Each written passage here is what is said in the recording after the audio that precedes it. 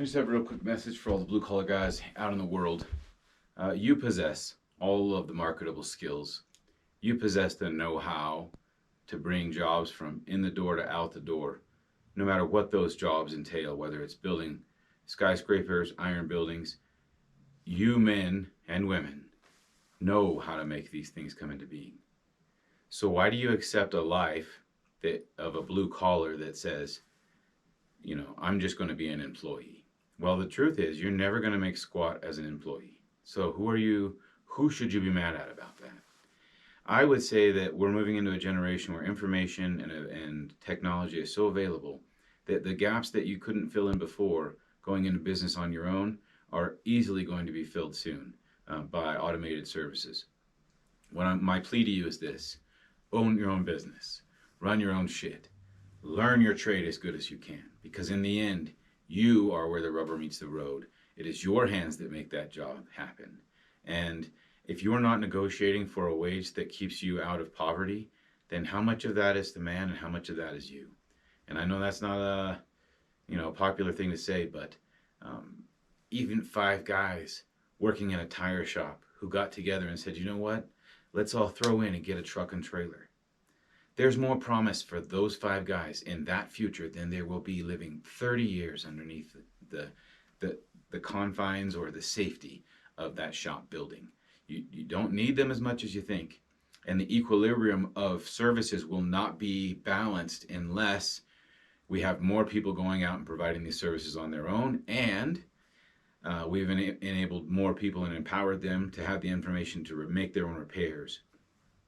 I have real quickly here just a diagram I threw together, some idea of all the people who need mechanics. Let's say we have 1,000 people.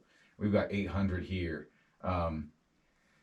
All these people need to come see someone to have service done out of that 1,000, but 200 of them could fix their own shit, I guarantee you. Do we provide them the information so that they are empowered to fix their own stuff? I don't think we do. And I think that we would do a whole lot less bitching about how cheap or expensive the brake job is if we just put online how to do a brake job. Or if we brought the guy and had him sit down and watch us perform the service. But we can't expect for the customer to not see anything that we do and just trust us. Because let's be honest, this isn't a trade where a lot of people have gained a lot of trust through the customer on doing the right thing. And the truth is, a lot of it's a lack of trust for unwarranted reasons.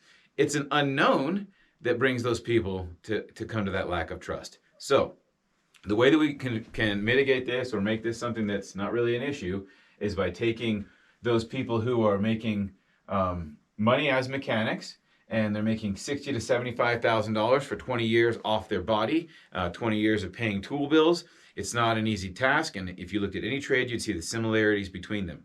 There's a lot that's put on the guy to make something happen, and in the end, he is not compensated for making that said thing happen. So in the future, how do we get that to change? The inversion, like I said, will not change unless information's open source, labor dollars inside of shops goes up exponentially, and we only start addressing things for the customer that are super technically keep them from being able to do that on their own. If they choose to learn, they have the information available, and we can tell them, listen, this is not the most difficult task. I have a lot of tooling. I have a lot of expenses. I have overhead. I can't afford to do this for nothing. However, there's a great YouTube video that, Chris Fix made on this, or, there's thousands of guys.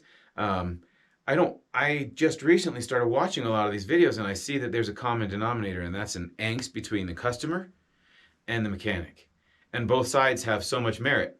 So I'm trying to see what I can do to come up with solutions. And one of them, I think, is that mechanics need to be able to be willing to go into business with their brothers on the shop floor and get some assistance in the business aspect of it, so that you guys can make your $50, $60, $75 cash per hour to you.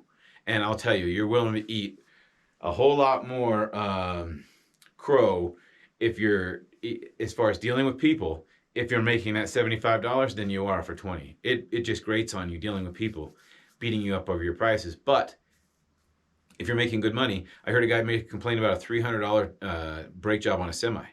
That is a great price. And if you think it's cheaper, then do it yourself, and we'll help you. And I think that's the answer. Okay, thank you.